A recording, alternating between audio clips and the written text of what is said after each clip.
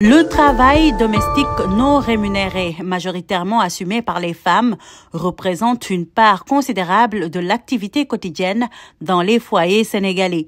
Les résultats de l'étude sur la mesure du travail des femmes et l'économie des soins révèlent que les femmes consacrent 15 fois plus de temps aux tâches domestiques que les hommes.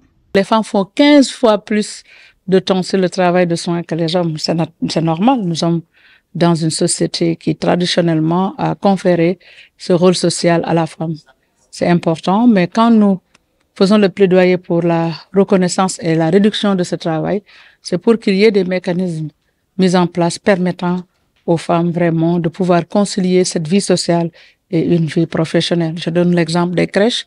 Si aujourd'hui les femmes qui sont en entreprise ou dans les administrations publiques bénéficient des crèches au sein de leur lieu de travail, ça leur permettrait de concilier de manière adéquate leur fonction sociale de soins à leurs enfants, mais aussi de travailler correctement. Aujourd'hui, on a un vrai problème. On a aussi un problème de qualité de soins, même si on est capable de rémunérer ces soins et d'embaucher quelqu'un pour s'occuper des gens à la maison.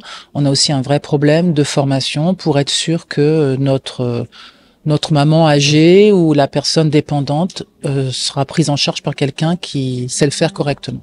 Il ne s'agit donc pas de rémunération, mais de reconnaissance afin de trouver des solutions structurelles et permettre aux femmes de mieux s'organiser et d'alléger la charge mentale pour plus de productivité dans leur travail.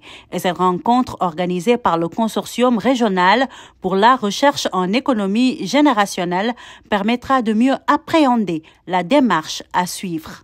Au-delà, cet atelier se veut un cadre pour poser le débat sur une question qui est au cœur des mutations de notre société, notamment la protection sociale et les solidarités invisibles sous le prisme de l'économie des soins. C'est l'occasion pour le CREG de réitérer son engagement à cheminer avec la DEG et de les féliciter pour le leadership sur la question.